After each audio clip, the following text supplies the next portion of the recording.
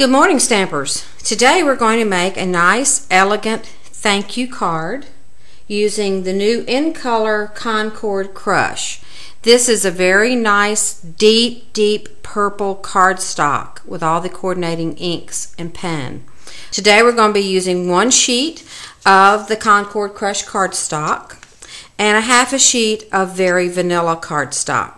We do not have any designer series paper in this project. We're going to stamp everything for our paper. We're going to start off, we're using 3 stamp sets today. We're using the thank you stamp from Because I Care.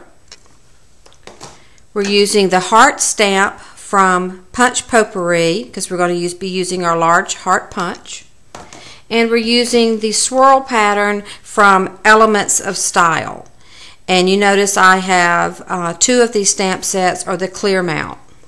So we will be using our F size mount for our swirl and our C mount block for our heart. Start with the actual card. It's cut at a standard card size and folded for a portrait card. We're just going to lay that aside for right now. For our hearts, we want to stamp on our Concord Crush with Concord Crush, which is just a regular ink pad. And we're going to stamp that and punch those out. And we're only going to punch 2. And this is color on color. And I'm going to line them up this way to save cardstock. And we're going to punch those out with our large heart punch, and I'm going to turn it over so that I can see where I'm punching.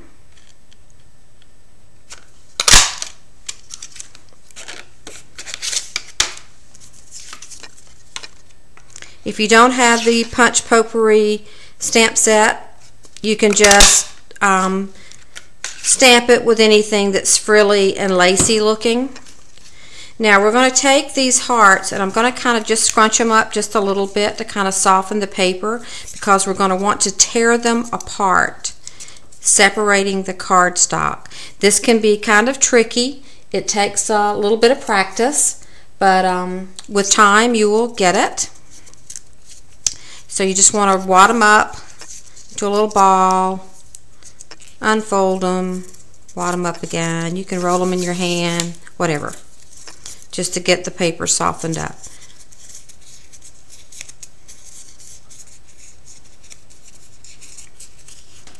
Okay, once you have wadded those up into a little ball and unfolded them a few times, they're going to be a little bit softer than what they normally would be. Now, what we want to do is try to flick the edge until we get the paper to separate. And I'm going to try to come up close to the camera so you can actually see what I'm doing there. If you flick the edge, the paper will kind of separate. You can use your hobby knife to kind of get this started if you can't seem to get it to find a soft spot where it wants to come apart. And once you get that little part started, you just grab the 2 edges and very gently just start peeling the paper apart.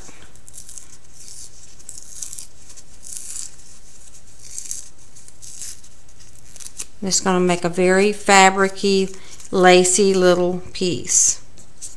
You're going to do that with both of these. That will give you 4 pieces of the heart punch.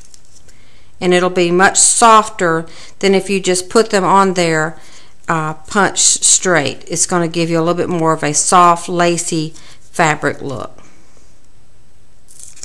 Just work your way down to the other end. Okay, and there's our 4 little pieces all torn apart. Okay, we're going to lay those to the side. Now I want to take my card and I'm going to use my corner rounder, and I want to round every corner. This will give it a little bit of a softer, more feminine look, especially if you're sending a thank you note to a friend.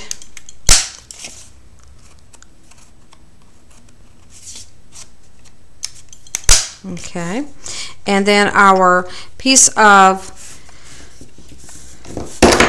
vanilla cardstock, which is 4 inches by 5 1/4. I'm just going to go ahead and round that too while I have my corner rounder out.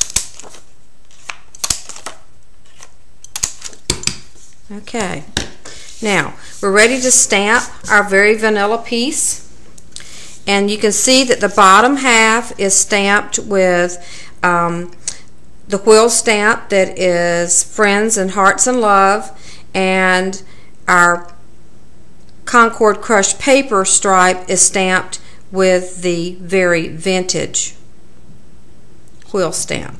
So the first thing I want to do is stamp across the bottom one time with my Love and Hearts stamp. Now I have marked the inside of my wheel stamp so I know which one is the top for those that matter, that have like words or stuff on them, so that I'll know that I stamp it in the correct direction. And I'm going to stamp that with Sahara sand. This just gives it a little bit more antique-y look instead of being so bright purple on everything. Just a little bit of a contrast to go with the ribbon. Now I know that this is the top, so I want to just start across my card and put this right across the bottom, just one swipe. And you can see that now my words are in the correct direction. Okay? Now we're going to stamp the top part with the stamp from Elements of Style, and I've already mounted this stamp on my clear F block, and we're going to stamp that with Concord Crush.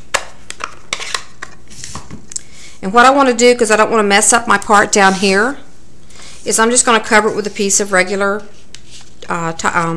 inkjet paper, typing paper as we used to say in the old days. And I'm going to stamp with this part at the top where the little flower is. And I'm just going to stamp off one time on my paper and then one time on my cardstock. Stamp off one time on my paper and then on my cardstock, like so. Okay, now we're going to stamp and not stamp off and just put that in the same area. So the first part is more like a little shadow, and I'm just going to turn my stamp so that it doesn't look like the same image over and over.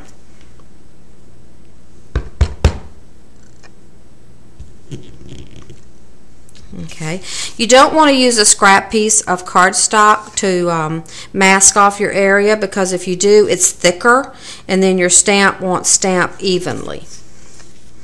Okay, that looks pretty good. I might want just to put a little bit lighter up there at the top, so I'm just going to kind of mask off a little bit of the card because I don't want it to keep getting so dark. And I'm going to stamp off one time and just put a little bit up here at the top. There we go. So it's up a little bit higher. Now I did add this little butterfly from the Sympathy kit. It's not necessary. You don't have to do that. I did it, and then I wasn't sure that I even liked it. It'd be better if it was stamped and then cut out. Okay, so now we have our base piece. I'll close the ink pad for right now. I'm going to take a little, oh, I guess I won't. I'm going to use a sponge and just lightly flick around the edges. I don't want it to be too much. I don't want it to look messy. And Concord Crush is very deep pigment ink, so a little bit goes a long way. Remember, less is more. Okay. Alright, so now that piece is finished. Now we want to do our torn strips of paper. And I have already stamped my little pieces of paper with the Vintage Vogue wheel stamp with the purple, with the Concord Crush. And now I want to tear it to, so this is about 1 1/4 inch, 1.5 piece of paper. I want it to be about 1 inch. So I'm going to go ahead and just start tearing that. And I find that if you just kind of use your fingernail to kind of pull it against, that tearing tool I haven't been able to master yet. But if you just use your fingernail like that, you kind of get a nice little torn edge. And I'm going to actually tear both edges.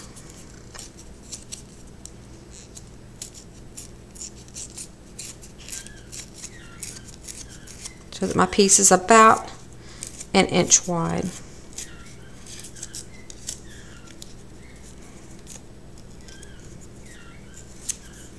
Okay, and then I'm going to sponge on the edges of that just a little bit. Okay, and now we need our white piece, or our very vanilla piece, which we're going to do with the same stamp, quill stamp.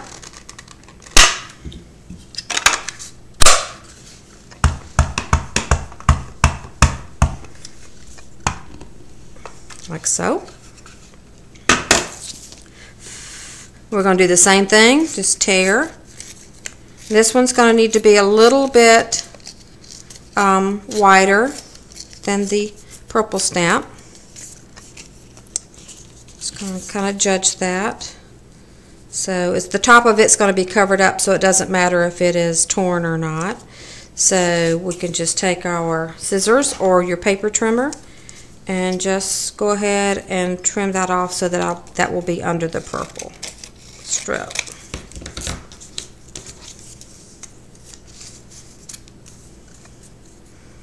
That looks pretty good. Okay, I'm going to flick the edges of the torn side of the paper. And now we're ready to put that onto our vanilla face. And I'm just going to use some snail adhesive. It doesn't have to travel far, and it's not very heavy, so snail should be sufficient to hold it on. And I want to put this just so that it covers my seam line where my purple stamp meets my Sahara sand stamp, like that. And then the purple piece will just go over that. And just make sure it covers up the cut line. Stick those down. Then we're just going to take our snips or our scissors and we're going to trim that off evenly. Now some people like to tear these edges also. I find it's more difficult to tie my ribbon if I do that. Okay, we're going to tie a simple bow around the card. I'm using the Victorian lace from the new catalog, and it's going to take approximately about 16 inches.